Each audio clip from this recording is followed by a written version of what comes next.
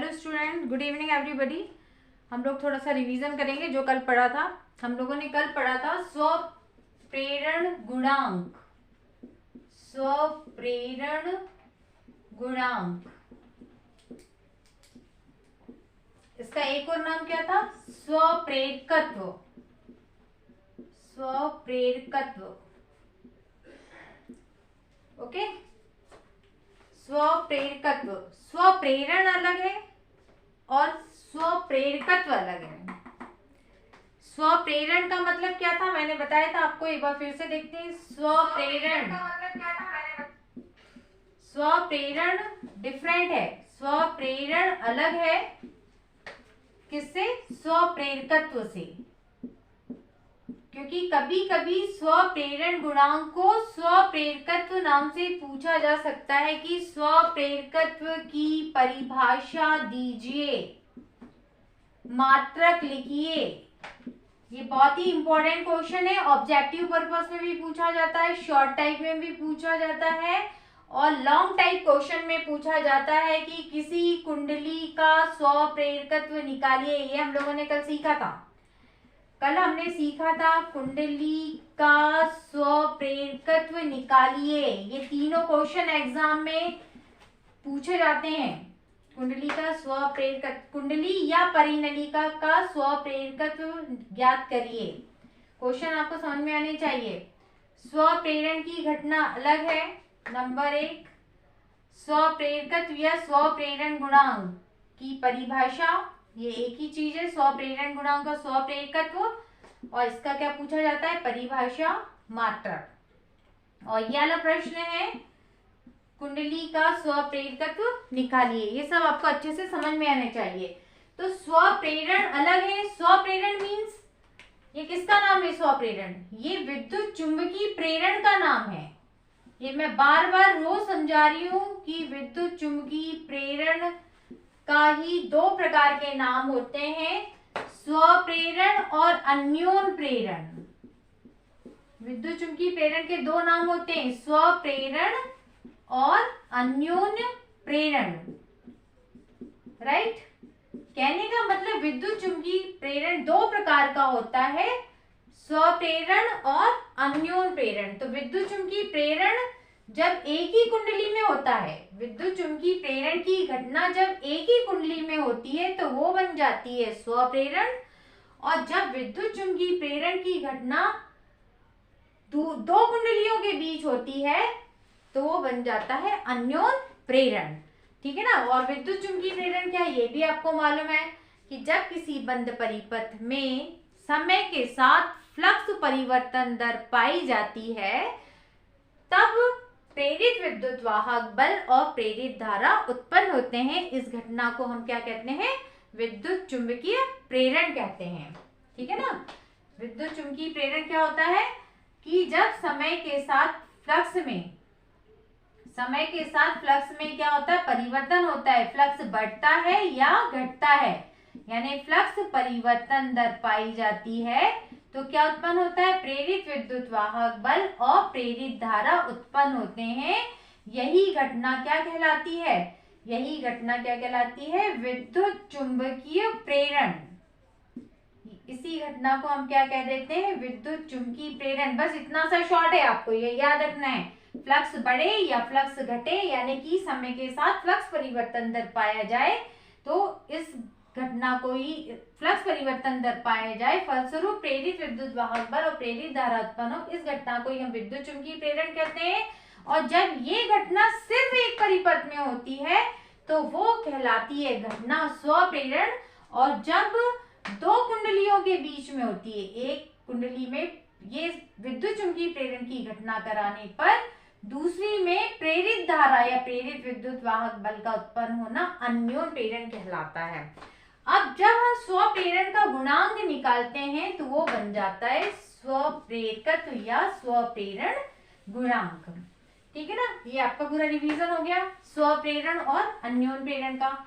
अब हमने जो पढ़ा था स्वप्रेरण गुणांक या स्वप्रेरकत्व, इसकी परिभाषा और मात्रक ये हम लोग पढ़ चुके हैं। आज हम लोग थोड़ा सा रिवाइज करते हैं और एक नया टॉपिक लेंगे, ओके, जो कल के बेस पे था। तो स्वप्रेरण गुणांक या स्वप्रेरकत्व, कल हमने देखा था डिटेल में कि किसी कुंडली में हम जब धारा प्रवाहित करते हैं तो क्या उत्पन्न होता है, यहाँ पर चुंबकीय क्षेत्र या फ्लक्स, और धारा का मान यदि हम बढ़ाते हैं तो फ्लक्स भी बढ़ता है। कहने का मतलब है कि कुंडली में जो फ्लक्स उत्पन्न हो रहा है, कुंडली में धारा प्रवाहित करने पर उत्पन्न फ्लक्स, कल हम लोग डिटेल में पढ़ चुके हैं। कुंडली में धारा प्रवाहित करने पर उत्पन्न फ्लक्स, आज हम लोग रिवाइज कर रहे हैं। तो कुंडली में धारा प्रवाहित करने पर उत्पन्न फ्लक्स धारा के समानुपाती होता है। धारा का मान बढ़ाएंगे तो फ्लक्स भी बढ़ेगा, और इसका जो हम नियतांक, इसका जो समानुपाती नियतांक, समानुपाती चिन्ह को हटाते हैं नियतांक के द्वारा, ये नियतांक होता है L, और इसको ही कह दिया जाता है कुंडली का स्वप्रेरण गुणांक या स्वप्रेरकत्व। तो L बराबर क्या कहलाता है, स्वप्रेरकत्व या स्वप्रेरण गुणांक, स्वप्रेरकत्व या स्वप्रेरण गुणांक। तो एक परिभाषा यहां से हो जाएगी, स्वप्रेरण गुणांक की परिभाषा दीजिए, यानी L की परिभाषा दीजिए। तो परिभाषा के लिए L इज इक्वल टू क्या हो गया, फाई बाय आई। इससे परिभाषा दे दो, क्या परिभाषा हो जाएगी, I इज इक्वल टू 1, इसका मान 1 ले लीजिए, तो L इज इक्वल टू क्या हो जाएगा, फाई। तो इससे बन गई परिभाषा। क्या परिभाषा बन गई, किसी कुंडली में इकाई धारा प्रवाहित करने पर जो फ्लक्स उत्पन्न होता है वही कुंडली का स्वप्रेरकत्व या स्वप्रेरण गुणांक कहलाता है। ये परिभाषा होगी। एग्जाम में क्या आता है, परिभाषा दीजिए, स्वप्रेरकत्व की परिभाषा दीजिए। तो ये सूत्र याद रखिए, L बराबर से 5 by I, I is equal to 1 ले लिया तो L इज इक्वल टू 5। तो क्या परिभाषा हो गई, कुंडली में इकाई धारा प्रवाहित करने पर जितना फ्लक्स उत्पन्न हो, कुंडली में इकाई धारा प्रवाहित करने पर जो फ्लक्स उत्पन्न होता है वही स्वप्रेरण गुणांक या स्वप्रेरकत्व कहलाता है। परिभाषा नंबर 1। ओके, और ये एक सूत्र आपको प्राप्त हो गया, L का सूत्र प्राप्त हो गया, एक सूत्र 5 बाय आई, ये एक सूत्र, सूत्र नंबर 1, ये अलग नोट करके हमने रख लिया। ठीक, तो परिभाषा एक समझ में आ गई आपको, ठीक है ना, समझ में आ गया। कुंडली में इकाई धारा प्रवाहित करने पर जो फ्लक्स उत्पन्न होता है वही कुंडली का क्या कहलाता है, स्वप्रेरकत्व या स्वप्रेरण गुणांक कहलाता है। अब परिभाषा नंबर 2 देखिए, जब आई धारा प्रवाहित करी, चलिए परिभाषा नंबर 2 निकाल रहे हैं। परिभाषा नंबर 2, ये वाला फॉर्मूला यूज करेंगे। कुंडली में कितनी धारा प्रवाहित करी अपन ने, आई, तो फ्लक्स कितना उत्पन्न हुआ, Li। परिभाषा 2 निकालने के लिए कुंडली में आई धारा प्रवाहित करने पर फ्लक्स,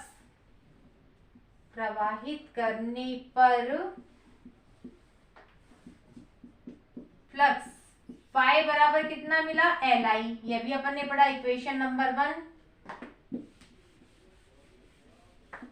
अब हमने धारा का मान बढ़ा दिया, हम क्या कर रहे हैं, परिभाषा नंबर 2, ये भी एग्जाम में पूछा जाता है कि स्वप्रेरकत्व या स्वप्रेरण गुणांक की परिभाषा धारा परिवर्तन दर के रूप में दीजिए। एक परिभाषा तो इस सूत्र से हमने सीख लिया है ना, एक परिभाषा सूत्र ये सीख लिया, I बराबर 1 तो L बराबर 5, ये होगी परिभाषा।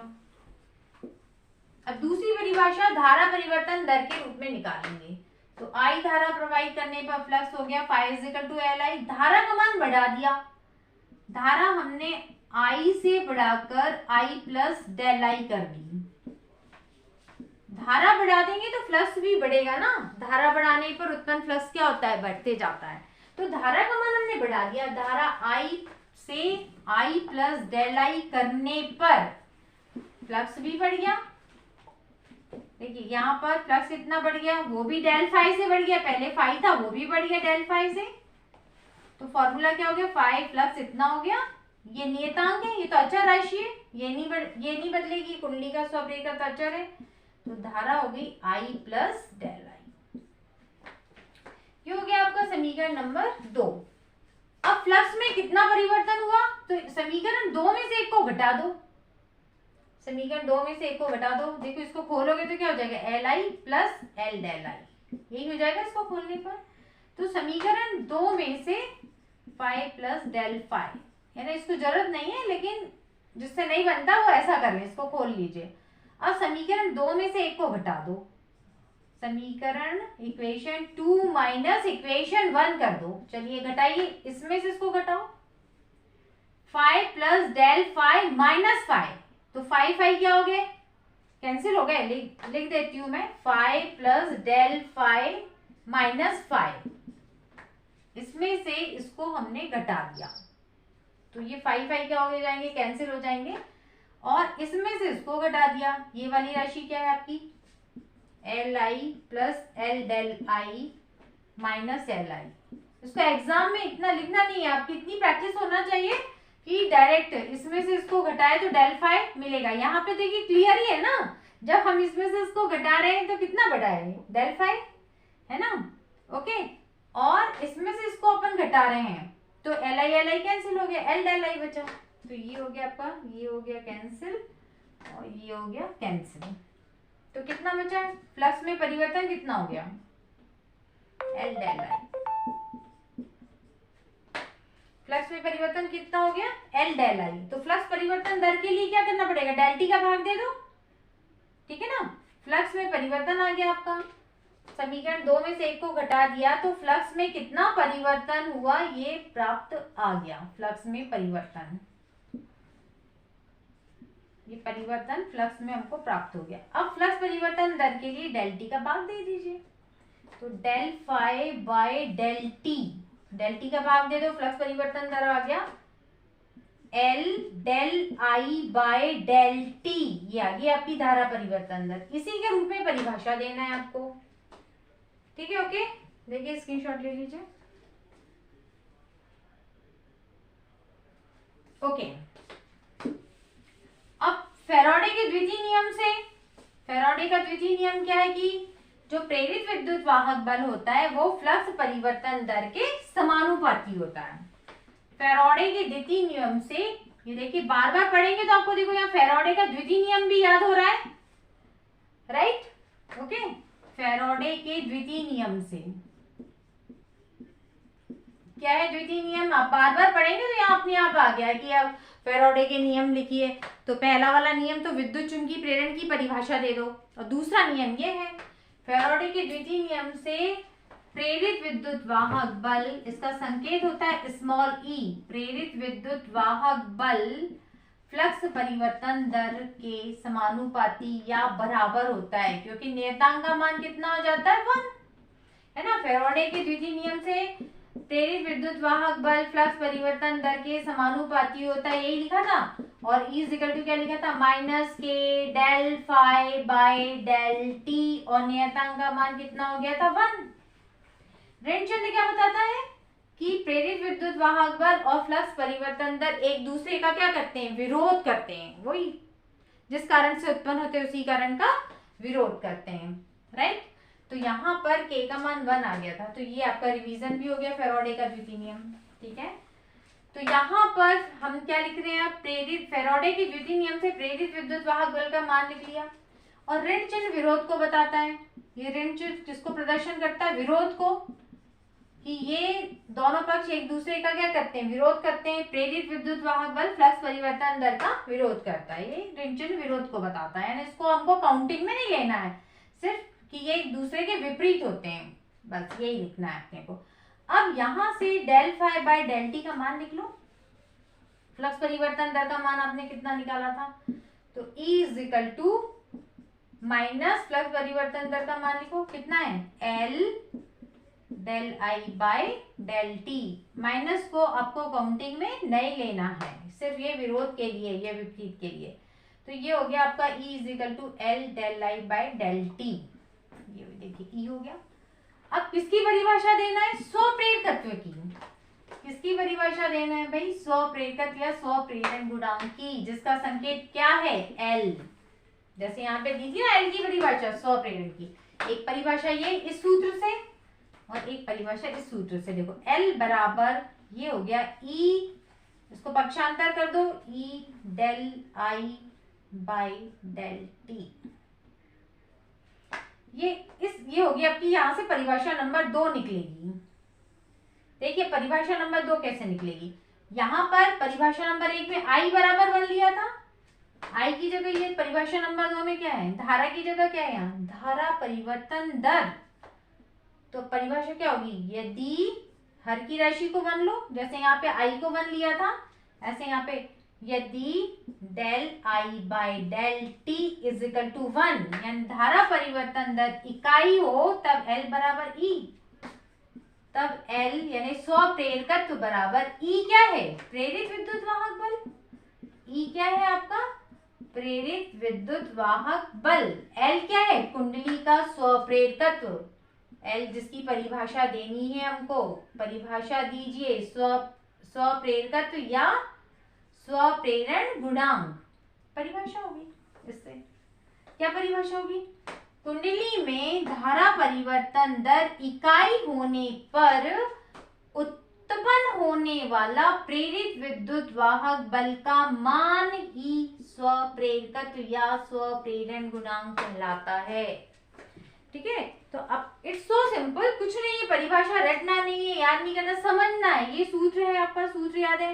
एल क्या है? यही जिसकी परिभाषा लेना, स्वप्रेरण गुणांक। ई क्या है? प्रेरित विद्युत वाहक बल। Del I by del t क्या है? धारा परिवर्तन दर। Del I by del t क्या है? जैसे फ्लक्स परिवर्तन दर, डेल फाई की जगह डेल आई आ गया, धारा परिवर्तन दर। बस अब परिभाषा दे दीजिए। यदि धारा परिवर्तन दर कितनी हो? इकाई हो, तब उत्पन्न प्रेरित विद्युत वाहक बल ही कुंडली का स्वप्रेरकत्व कहलाता है। ये परिभाषा होगी। किसी कुंडली में धारा परिवर्तन दर इकाई होने पर उत्पन्न होने वाला प्रेरित विद्युत वाहक बल ही कुंडली का स्वप्रेरकत्व कहलाता है। दोनों परिभाषाएं होगी। परिभाषाएं पूछी जाती है एग्जाम में, पेपर उठा के देखिए। स्वप्रेरकत्व या स्वप्रेरण गुणांक की परिभाषा दीजिए, तो आपको ये सूत्र याद होना चाहिए। एल बराबर फाई बाई आई, फट से परिभाषा दे दी। पहली परिभाषा, कुंडली में इकाई धारा प्रवाहित होने पर जो फ्लक्स उत्पन्न होता है वही कुंडली का स्वप्रेरकत्व कहलाता है। नंबर 1। अब कई बार ऐसा बोलता है धारा परिवर्तन दर के रूप में परिभाषा दीजिए, स्पेशली पूछता है, तब उस समय कह दीजिए कुंडली में धारा, यह सूत्र याद रखिए, कुंडली में धारा परिवर्तन दर इकाई होने पर उत्पन्न प्रेरित विद्युत वाहक बल कुंडली का स्वप्रेरकत्व कहलाता है। राइट, तो ये स्पष्ट हो गया आपका स्वप्रेरण गुणांक और स्वप्रेरकत्व। अब हम आते हैं कि स्वप्रेरकत्व का मात्रक क्या है। मात्रक भी पूछा जाता है, विमी सूत्र भी पूछा जाता है। ओके, ये दोनों परिभाषा, ये होगी आपकी परिभाषा नंबर 1, ये डेफिनेशन नंबर 1 इससे देना है। कल हम लोग पढ़ चुके हैं, मैंने इसका नोट्स भी लिखा हुआ, आप देख लीजिएगा कल के वीडियो में। और ये है आपकी परिभाषा नंबर 2, कल के वीडियो में इसकी परिभाषा भी लिखी हुई है और आज अपन ने आज वापस रिवाइज किया। ओके, अब हम लोग इससे मात्रक निकालेंगे। किसका मात्रक? एल का। एल मतलब स्वप्रेरकत्व का मात्रक। देखिए मात्रक होता है हेनरी, एक शब्द में याद रखिए हेनरी। चलिए एल बराबर सूत्र है हमारे पास फाई बाय आई, और अगला सूत्र है एल बराबर ये था ई अपॉन, यहाँ नीचे जो लिखा था E upon del I by del T. चलिए देखिए यहाँ से मात्रक और विमी सूत्र।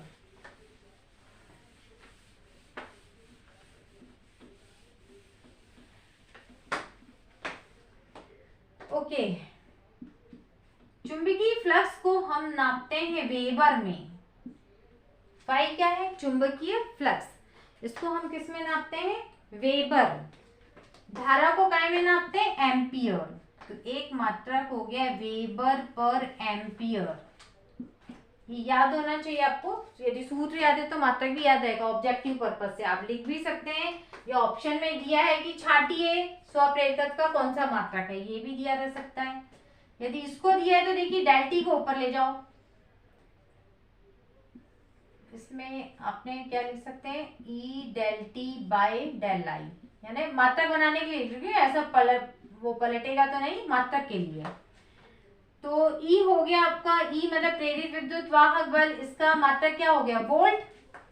प्रेरित विद्युत वाहक बल, विभव, विभवांतर, टर्मिनल वोल्टेज, सबका मात्रक समान है। प्रेरित विद्युत वाहक बल का मात्रक भी वोल्ट है, विभव का मात्रक भी वोल्ट है, विभवांतर का मात्रक भी वोल्ट है, टर्मिनल वोल्टेज मतलब विभवांतर सेम थिंग। तो यहाँ इसका मात्रक क्या हो गया, वोल्ट। धारा का मात्रक एम्पियर, और बटे में क्या है, सेकंड, या ये डेल टी ऊपर चला गया तो ये हो गया वोल्ट सेकंड पर एम्पियर। अब इसको एक शब्द में, ये एल या स्वप्रेरकत्व का मात्रक, अब इसको एक शब्द में बोला जाता है हेनरी। इसको एक शब्द में क्या कहा जाता है, हेनरी। ये सब की वैल्यू यदि 1 हो, पूरा 1 1, तो ये भी हो गया 1 हेनरी। याद रखिए, इतने मात्रक में से कुछ भी पूछा जा सकता है। एक शब्द का मात्रक आप सिंपल पूछा है, स्वप्रेरकत्व का क्या मात्रक है, ऐसा ही मात्रक, तो आप लिख सकते हैं, you can write 1 Henry, 1 Henry, right now. अब हम देखते हैं इसका विमी सूत्र निकालना है। विमी सूत्र भी आपको कल मैंने समझाया था, यदि कल का देखें तो विमी सूत्र आपको आ जाएगा। देखिए विमी सूत्र एक बार और मैं बता देती हूँ निकालना विमी सूत्र के लिए। ओके, चलिए विमी सूत्र निकालते हैं अब हम लोग। विमी सूत्र के लिए ये वाला यूज करेंगे अपन, ई वाला। ई मतलब ये वोल्ट सेकंड पर एम्पियर। विभव, ई मतलब वोल्ट। तो यहाँ पे देखिए किस किस का बनाना पड़ेगा आपको, ये बनाना पड़ेगा विभव वाले सूत्र से। विभव वोल्ट, वोल्ट आया ना वोल्ट, तो अपने को मालूम है विभव इज इक्वल टू क्या होता है, W बाय Q। ये बन जाएगा E का विभव या E, ठीक है। डेल आई का मालूम है, डेल टी का मालूम है ना। इसका तो विमी सूत्र A होता है, और इसका क्या होता है, कैपिटल T। आई धारा का A और इसका कैपिटल T। बात बस यहाँ पर इसकी है। तो विभव का बनाने के लिए किसका आना चाहिए आपको, कार्य का आना चाहिए। तो चलिए कार्य का बना लीजिए। कार्य बराबर क्या लिखते हैं हम, बल गुणित विस्थापन। क्या लिखते हैं, बल गुणित विस्थापन। बोर्ड में दिख रहा है,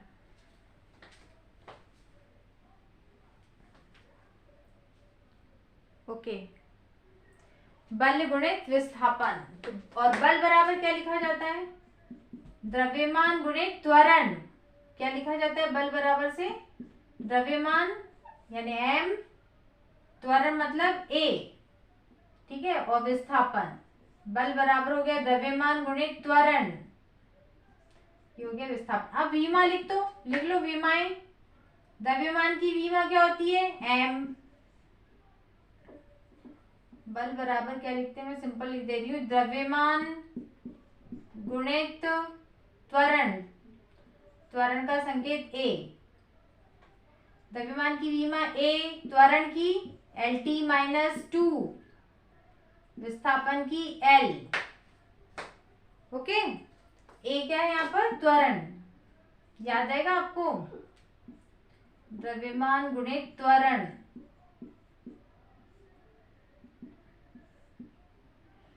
तो त्वरण की होती है LT माइनस 2, द्रव्यमान की m, विस्थापन की L। तो फाइनल क्या बन गया कार्य का, m, L की विमा 2, T की माइनस 2। ये बन गया आपका कार्य का। Q बराबर क्या होता है, IT। चलिए हम विभव की बना लेते हैं, यहाँ पर V की।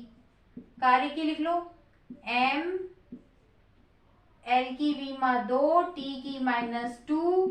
Q इज इक्वल टू क्या होता है, IT। Q का सूत्र क्या है, धारा गुणित समय। Q is equal to IT। तो I की विमा क्या होगी, कैपिटल A, समय की क्या होगी, कैपिटल T, AT। तो ये Q की लिख लो कैपिटल A और ये T। अब इसको फाइनल हल कर लो। विभव की आ गई, वोल्ट की आ गई, M अकेला है, M की विमा 1, L की 2, T ऊपर गया तो कितनी होगी -3, ये ऊपर गया तो A भी, A की विमा 1 ऊपर गया तो -1। ओके, ये विभव यानी वोल्ट की हो गई। ठीक है, यहाँ पे रख लीजिए आप ये वाली V या E एक ही चीज है। विभव ये रख लीजिए विमा M, L की 2 हो जाएगी, T की -3 हो जाएगी, A की -1 हो जाएगी। Del I A by T, A बाय में T। अब ये ऊपर चला जाएगा। इसको पहले इसको ऐसा करते हैं, इसको ऊपर लिख लेते हैं डेल टी को। ठीक है, ए और ये इसकी आ गई टी। ये पूरा आपने विभव का लिख लिया del I by del T, तो ये टी की हो गई, ये डेल टी का हो गया टी, राइट है ना। ओके, ई का लिख लिया ये पूरा और ये डेल टी को ऊपर ऊपर ही जाएगा del I by del T, तो ये टी हो गया और ये आई की बन गई ए। अब ए भी ऊपर चला जाएगा तो ए की विमा भी -2 और फाइनल आ गया M, L की विमा 2, T की हो जाएगी -3, A ऊपर चला गया तो A की होगी -2। अच्छा, T की एक और है यहाँ पे -3 + 1, -3 + 1 तो कितना हो जाएगा -2।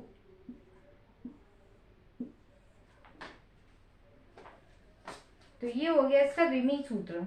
तो आप लोग प्रैक्टिस करिए तो ये आपका प्रैक्टिस से आपको आ जाएगा। ठीक है ना। ओके, चलिए अब इसके बारे में हम देखते हैं। नेक्स्ट एक और रिवाइज करवाती हूँ मैं आपको। कुंडली का स्व प्रेरकत्व निकालो। अभी तो ये सिंपल स्व प्रेरण था, अभी अपन ने क्या सीखा, स्व प्रेरकत्व किसे कहते हैं, उसकी परिभाषा और मात्रक। मात्रक क्या था उसका, हेनरी। स्व प्रेरण गुणांक का मात्रक क्या था, इसका स्क्रीनशॉट ले लीजिए। स्व प्रेरकत्व गुणांक का मात्रक क्या था, हेनरी।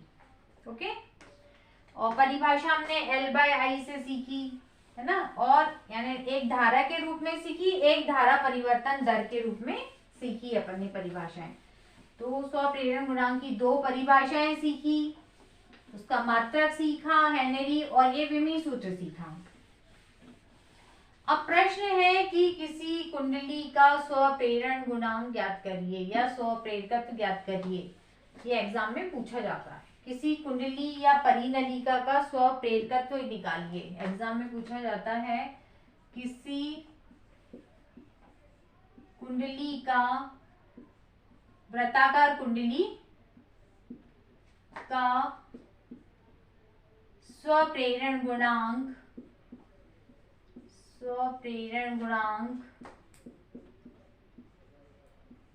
या स्व प्रेरकत्व नाम से स्व प्रेरकत्व ज्ञात करिए। स्व प्रेरकत्व मतलब क्या ज्ञात करना है, L। स्व प्रेरकत्व मतलब क्या ज्ञात करना है आपको, L। अभी L का क्या सूत्र था, अब उल्टा चलेंगे। यहाँ पे एक देखिए, यहाँ पे स्व प्रेरकत्व मतलब L ज्ञात करना है। L ज्ञात करना है, L का सूत्र क्या है, phi/I। यही पढ़ा, L ज्ञात करना है phi/I।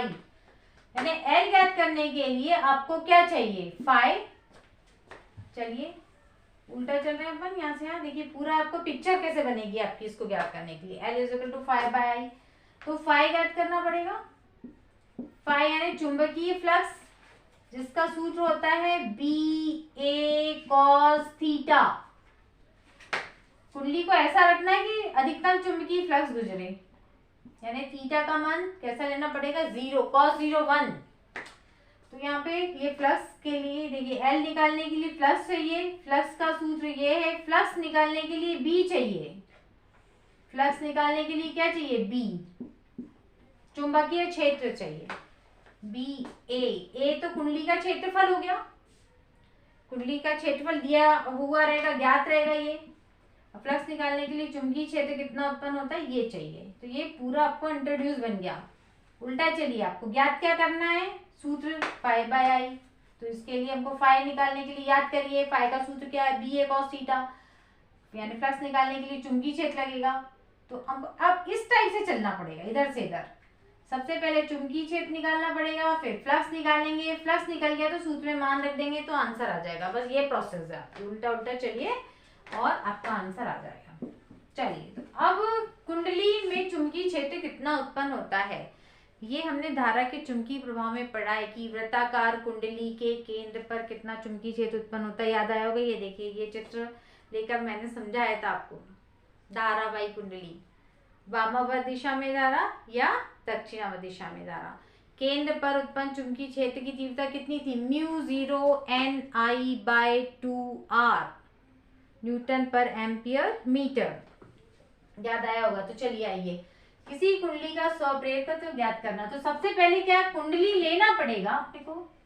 कुंडली का स्वप्रेरकत्व ज्ञात करना तो कुंडली ले लीजिए, परिनलिका का स्वप्रेरकत्व ज्ञात करना तो परिनलिका ले लीजिए। बस दो ही क्वेश्चन है, कुंडली या परिनलिका। तो देखिए, किसी कुंडली का स्वप्रेरकत्व ज्ञात करना, तो अपन इसको हल करेंगे। तो सबसे पहले प्रश्न में ही 2-3 पूरी इंट्रोडक्शन प्रश्न में ही दिया है। तो एक कुंडली ली, कुंडली, अब कुंडली ली है तो उसका केंद्र भी होगा, त्रिज्या भी होगी, ठीक है ना। एक कुंडली ली अपन ने जिसका केंद्र कितना है O, त्रिज्या कितनी है R, इसमें लपेटों की संख्या कितनी है, नंबर ऑफ टर्न्स N, ये सब ले लीजिए। एक कुंडली पूरा लिख दो जिसका केंद्र O, त्रिज्या R, नंबर ऑफ टर्न्स यानी लपेटे N हैं। धारा I प्रवाहित होने पर, आ जाओ इसमें, कितना चुंबकीय क्षेत्र उत्पन्न हो रहा है। धारा I बहुत आसान है, धारा I प्रवाहित होने पर, धारा I प्रवाहित होने पर उत्पन्न चुंबकीय क्षेत्र, बस B का मान लिख लीजिए, कितना चुंबकीय क्षेत्र उत्पन्न हो रहा है। उत्पन्न चुंबकीय क्षेत्र B याद होना चाहिए, मैंने अभी बताया, लास्ट चैप्टर में पढ़ चुके हैं। μ0 Ni/2r, मात्रक क्या होता है इसका, चुंबकीय क्षेत्र का मात्रक न्यूटन प्रति एम्पियर मीटर। लिख लिख के याद कर लें, इसको एक शब्द में टेस्ला भी बोलते हैं। तो ये चुंबकीय क्षेत्र इतना उत्पन्न हो गया। अब इस चुंबकीय क्षेत्र में कुंडली इस प्रकार रखी है कि उससे अधिकतम फ्लक्स गुजरे, मैक्सिमम फ्लक्स गुजरे। तो मैक्सिमम फ्लक्स के लिए कॉस का मान अधिकतम होना चाहिए, यानी कॉस 0, थीटा की वैल्यू 0 हो जाएगी वहां पर। इस प्रकार कुंडली रखेंगे अपन। चुंबकीय क्षेत्र में कुंडली को इस प्रकार रखते हैं कि अधिकतम फ्लक्स गुजरे। कुंडली को इस प्रकार रखते हैं कि अधिकतम फ्लक्स गुजरे, इस प्रकार रखते हैं कि मैक्सिमम फ्लक्स पास हो, मैक्सिमम फ्लक्स गुजरे, यानी थीटा की वैल्यू कितनी होनी चाहिए, 0, cos 0, 1। तो फ्लक्स, अधिकतम फ्लक्स निकाल लो। अधिकतम फ्लक्स, फ्लक्स का सूत्र क्या होता है, BA cos थीटा, यानी ये हो गया cos 0। अब यहाँ पे कुंडली में कितने लपेटे हैं, यहाँ पे एक ही जगह पे मैं यहीं पे लिख देती हूँ cos 0, यहाँ पे हो जाएगा A, एक ही जगह पे N इंटू A आएगा, ये प्रभावी क्षेत्रफल NA, यानी कुंडली में N लपेटे हैं ना, तो कुल क्षेत्रफल कुंडली का कितना हो जाएगा, N इंटू A। समझ रहे ना आप, कितने हैं यहाँ पे, एक लपेटा है तो क्षेत्रफल A, 2 लपेटे हैं तो 2A, 3 है तो 3A, N है तो N इंटू A। तो प्रभावी क्षेत्रफल कितना हो गया इसका, कुंडली का, N इंटू A। ये फ्लक्स का सूत्र क्या है, BA cos थीटा, लेकिन N लपेटे होने के कारण प्रभावी क्षेत्रफल हो गया N इंटू A। अब बस आप यहाँ चुंबकीय क्षेत्र का मान रख दीजिए। चुंबकीय क्षेत्र का मान कितना है, आप रख दीजिए, इसका मान कितना है ऊपर से, μ0 Ni/2r, जो क्या B का मान, N इंटू A का मान भी रख सकते हैं। A बराबर कितना है, A क्या है, क्षेत्रफल, क्षेत्रफल का सूत्र क्या होगा, वृत्ताकार कुंडली है तो क्षेत्रफल का सूत्र क्या हो गया, पाई आर स्क्वायर। ये जो वृत्त का क्षेत्रफल कितना होता है, वृत्ताकार है, वृत्त का क्षेत्रफल कितना होता है, पाई आर स्क्वायर। तो ये हो जाएगा यहाँ पे n इंटू ए का मान रख दिया हमने पाई आर स्क्वायर और cos 0 1। तो ये आ गया आपका फ्लक्स फाइनल, ये फ्लक्स। इसको और एक और बार चाहें तो आप लिख लीजिए कि फ्लक्स बराबर कितना हो गया, ये म्यू जीरो अकेला है लिख लिया अपन ने। अब n इंटू एन, एन की पावर कितनी होगी, 2n स्क्वायर हो गया। म्यू जीरो, ये दिख रहा है बोर्ड में, दिख रहा है, mu zero n into N, N square हो गया। पाई लिख लीजिए, पाई लिख लिया, एक आर कैंसिल हो गया, देखिए आर स्क्वायर है ना, तो ये एक आर यहाँ से क्या हो गया, कैंसिल। तो ऊपर बचा एक आर और नीचे बचा बाई 2। तो ये आ गया आपका फ्लक्स। आई भी बचा है भाई, आई बाद में कैंसिल होता है ना, आई बाद में कैंसिल हो जाता है। ओके, अब एल निकाल लो, एल फाइव बाई आई, या फाइव का मान रख दो, आ गया, आंसर आ गया आपका, है ना, सिंपल है बिल्कुल। चुंबकीय क्षेत्र निकालो, फ्लक्स निकालो और एल के सूत्र में फ्लक्स निकाल लिया, एल के सूत्र में मान रख लो, आंसर आ जाएगा आपका। एल स्वप्रेरकत्व गुणांक जो आपको निकालना है, स्वप्रेरकत्व, एल बराबर क्या सूत्र है, फाइव अपॉन आई। फाइव का मान रख दो, mu zero N square pi R I, mu zero N square pi R I upon में 2 और ये वाला आई कैंसिल हो जाता है इसमें, याद रखिए धारा कैंसिल हो जाती है।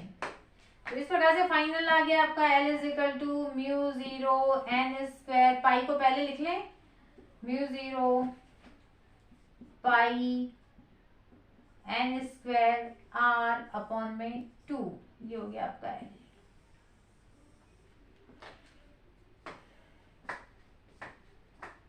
ये हो गया आपका कुंडली का स्वप्रेरकत्व और मात्रक लिख दीजिए हेनरी।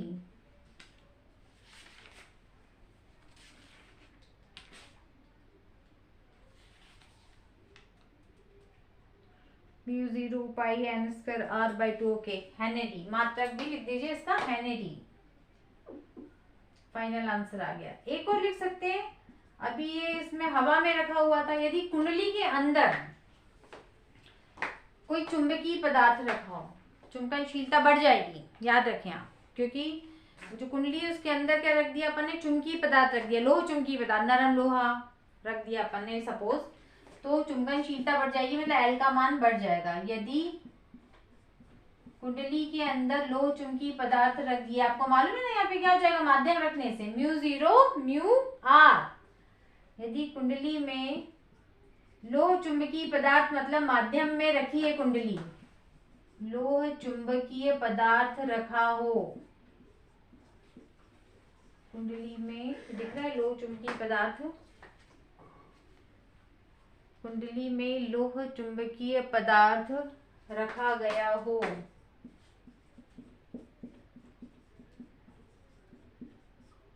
तब L इजिकल टू कितना हो जाएगा, यहाँ हो जाएगा म्यू जीरो म्यू आर, माध्यम के कारण म्यू जीरो, माध्यम के कारण क्या हो जाएगा म्यू आर। म्यू आर क्या है, relative permeability, relative magnetic permeability, यानी कि आपेक्षिक चुंबकनशीलता। आर से क्या होता है, रिलेटिव यानी आपेक्षिक, आपेक्षिक माध्यम की आपेक्षिक चुंबकनशीलता। म्यू जीरो क्या है, हवा की चुंबकनशीलता। म्यू जीरो या म्यू नॉट भी पढ़ते हैं कई लोग, म्यू नॉट म्यू जीरो, ये हवा की चुंबकनशीलता है, ये माध्यम की रिलेटिव यानी आपेक्षिक चुंबकनशीलता है। और ये हो गया, पूरा उत्तर नोट कर लीजिए, pi N square r upon 2 henry. मतलब एक और लाइन आपकी जुड़ जाएगी यदि अपन ने माध्यम इसमें रख दिया।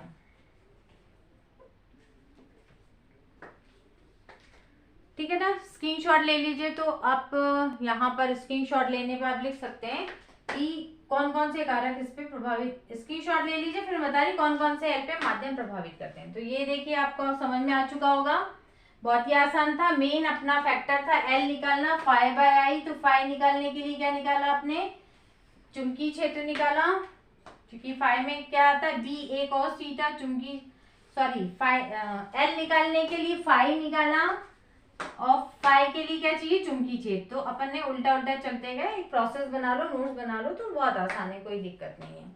अब यहाँ पे कौन कौन से कारक प्रभावित कर रहे हैं, प्रभावित करने वाले कारक, चलिए नेक्स्ट इसको मिटा देती हूँ, परिनलिका के लिए अलग से ले लेंगे। कारक में देख लीजिए, रिजल्ट देख के आप लिख सकते हैं कौन कौन से कारक प्रभावित कर रहे हैं। प्रभावित करने वाले कारक, एक नंबर 1 देखो एन, लपेटों की संख्या पर,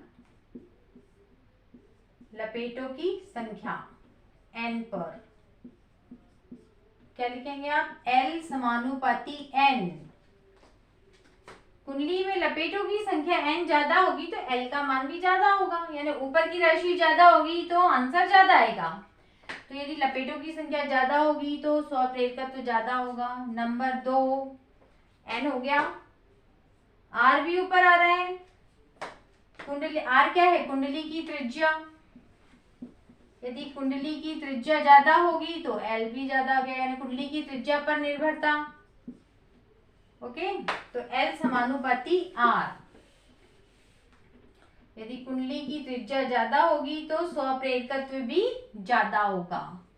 नंबर 3 R हो गया, N हो गया, mu zero mu R, mu zero mu R से क्या तात्पर्य है, म्यू जीरो म्यू R से क्या तात्पर्य, ये ज्यादा होगा, यानी माध्यम की चुंबकनशीलता ज्यादा होगी तो L भी ज्यादा होगा।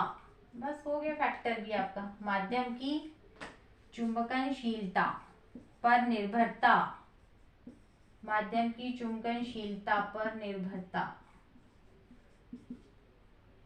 ठीक है ना। L समानुपाती म्यू जीरो म्यू R, यदि माध्यम की चुंबकनशीलता ज्यादा होगी तो L ज्यादा होगा।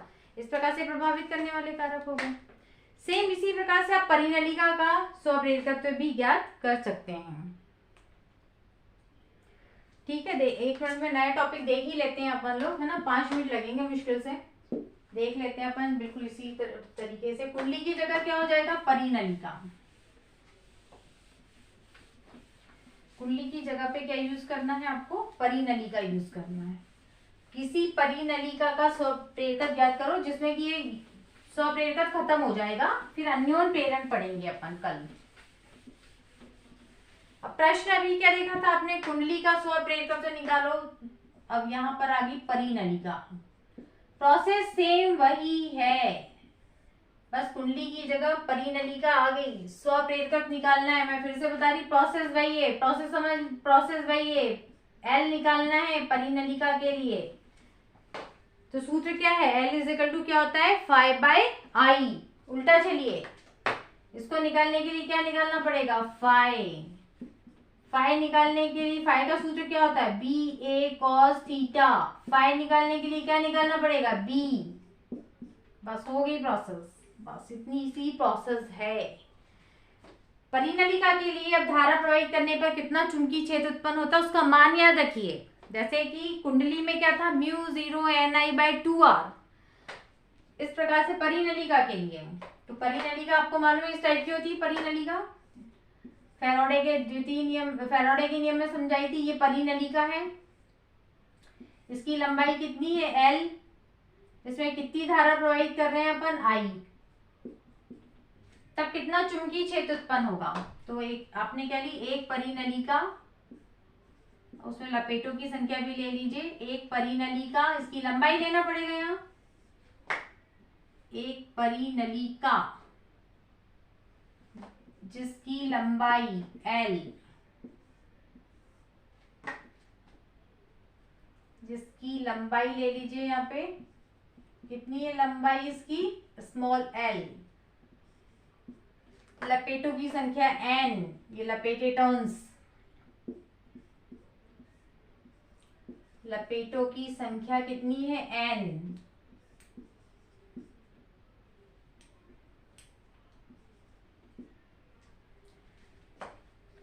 धारा आई प्रवाहित कर दी इसमें, तब कितना चुंबकीय क्षेत्र उत्पन्न हो रहा है, ये आ गया अपन नंबर 1 पे। और कैसे चलते जाएंगे। धारा आई प्रवाहित करने पर, धारा आई प्रवाहित करने पर उत्पन्न चुंबकीय क्षेत्र, बस मान याद रखना पड़ेगा कितना होता है। कुंडली के लिए कितना था, μ0ni/2r, तो परिनलिका के लिए μ0ni/2r की जगह L हो जाएगा बस। चुंबकीय क्षेत्र का मात्रक क्या होता है, न्यूटन प्रति एम्पियर मीटर। बार बार लिखेंगे तो उतने बार लिखेंगे उतने बार सब याद हो जाएगा मात्रक। समझ में आया ना क्या फर्क है, देखो μ0ni/2r था वहां, बस यहाँ L है ओनली, इतना वेरी सिंपल, बस सॉल्व करते जाइए। अब हमने परिनलिका को इस चुंबकीय क्षेत्र में ऐसा रखा हुआ है कि अधिकतम फ्लक्स पास हो, ठीक है ना। परिनलिका से डायरेक्ट लिख लो, से गुजरने वाला अधिकतम फ्लक्स, गुजरने वाला अधिकतम फ्लक्स, डायरेक्ट लिख लो अधिकतम फ्लक्स, यानी परिनलिका को ऐसा रख रहे हैं कि उससे अधिकतम फ्लक्स पास हो, अधिकतम फ्लक्स। तो ये अपने को मालूम सूत्र क्या होता है, BA cos 0। तो यहाँ पे क्या आ जाएगा, लपेटों की संख्या, अभी अपन ने पढ़ा था इसके पहले प्रभावी क्षेत्रफल, यहाँ पे क्या हो जाएगा प्रभावी क्षेत्रफल। तो एक लपेटे का क्षेत्रफल कितना है, A, तो n लपेटे हैं तो कितना हो जाएगा n इंटू A, प्रभावी क्षेत्रफल। तो कुछ नहीं, B का मान रख दो, यहाँ फ्लक्स आ गया, B का मान क्या रख दिया, μ0ni/L n इंटू A, यहाँ पे A का मान πr² रख सकते हैं, लेकिन वो कैंसिल, R कहीं आ ही नहीं रहा, कैंसिल नहीं होगा, ध्यान दो। यहाँ कहीं R आ रहा है क्या, नहीं आ रहा, तो πr² रखने की कोई जरूरी नहीं है, रख भी सकते हैं और कोई जरूरी भी नहीं। cos 0 कितना हो गया 1, ये आ गया अधिकतम फ्लक्स। देखिए कितना सिंपल है। फ्लक्स का मात्रक भी चाहे तो यहाँ लिख सकते हैं, वेबर लिखना है तो लिख सकते हैं। अब फ्लक्स आ गया, बस L निकाल लो, L = 5/I, देखिए आंसर आ गया। सो सिंपल, प्रैक्टिस करिए, प्रैक्टिस बहुत आसान है, कुछ नहीं है। L = 5/I, बस पाई का मान रखो, यहाँ से पाई का मान है μ0 n, अच्छा n इंटू n क्या हो जाएगा, n², μ0 n into n² IA upon में L, ये हो गया। किसका मान हो गया, ये पाई का, नीचे क्या आ रहा है I, मैंने बताया था आई हमेशा क्या होता है, I कैंसिल हो जाता है इसमें, जब L निकालते हैं तो I हमेशा कैंसिल होता है, याद रखिए, कैंसिल हो गया। और इस प्रकार से आपके पास आंसर आ गया, L = μ0 n² A/L। L का मात्रक क्या होता है, हेनरी। स्पेशल यदि आप माध्यम रखा है तो क्या हो जाएगा, यदि लोह चुंबकीय पदार्थ हो, परिनलिका में लोह चुंबकीय पदार्थ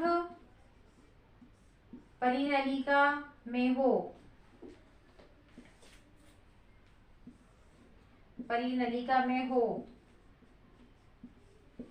अंदर मतलब रख दिया हो, यहाँ पर अंदर रख दिया अपने लोह चुंबकीय पदार्थ के अंदर, परिनलिका में हो, तब L बराबर कितना हो जाएगा, यहाँ पर आपको मालूम है μ0 की जगह क्या रख देंगे, μ0 μr, बस आंसर आ गया आपका μ0 μr, यहाँ इसकी जगह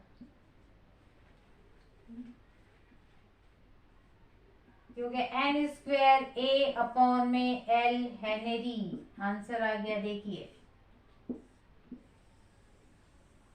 अब आप कारक लिख सकते हैं, स्क्रीनशॉट ले लीजिए, प्रभावित करने वाले कारक लिख सकते हैं अपन देखकर, आंसर देख करके। ओके,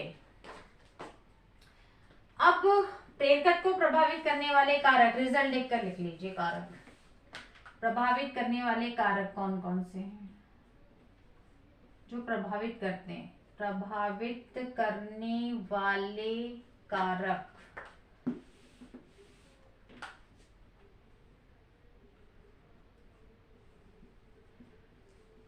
नंबर 1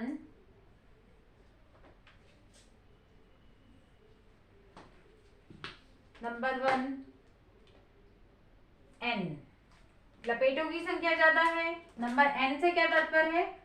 परिनलिका में लपेटों की संख्या ज्यादा होगी तो एल भी ज्यादा होगा, परिनलिका स्वप्रेरकत्व ज्यादा होगा। परिनलिका में n से मतलब है लपेटों की संख्या, परिनलिका में लपेटों की संख्या, ठीक है ना। तो L समानुपाती परिनलिका में लपेटों की संख्या ज्यादा है तो स्वप्रेरकत्व ज्यादा होगा। इस प्रभावित करने वाले कारक में क्या आ गया? परिनलिका में लपेटों की संख्या, और नीचे लिख दो स्वप्रेरकत्व L समानुपाती N। इसका तात्पर्य है कि लपेटों की संख्या ज्यादा होगी तो स्वप्रेरकत्व L भी ज्यादा होगा। एक पे आ गए। क्षेत्रफल नंबर 2, परिनलिका का क्षेत्रफल। ए पूरा क्या है? परिनलिका का क्षेत्रफल। L समानुपाती परिनलिका का क्षेत्रफल ऊपर आ रहा है तो μ0 μr। नंबर 3, परिनलिका में रखे माध्यम की चुंबकनशीलता पर निर्भरता μ0 μr। परिनलिका में रखे माध्यम की चुंबकनशीलता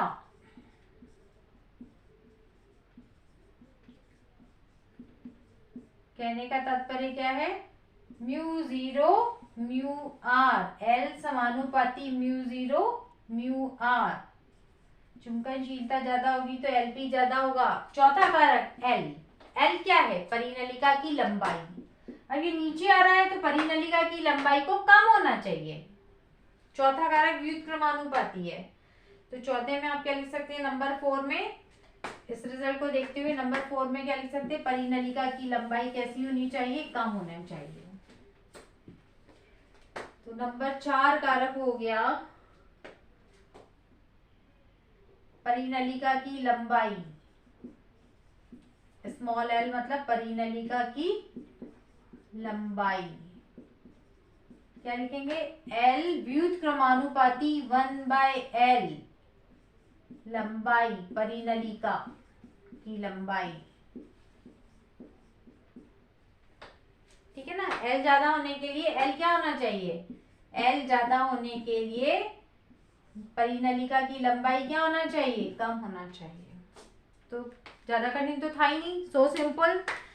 बस आपको याद रखना है, सूत्र का मान याद, सूत्र रखना है याद। L = 5/I। 5 निकालने के लिए क्या निकालना पड़ेगा आपको? 5 मतलब फ्लक्स निकालने के लिए फ्लक्स का सूत्र याद होना चाहिए, BA cos थीटा। B क्या? चुंबकीय क्षेत्र, और चुंबकीय क्षेत्र निकाल लो। याद रखो परिनलिका का कितना चुंबकीय क्षेत्र होता है, कुंडली का कितना होता है, बस अब मान रखते जाइए, हो गया। So simple. तो आप लिख लिख कर प्रैक्टिस करिए, not difficult. Okay, thank you for watching.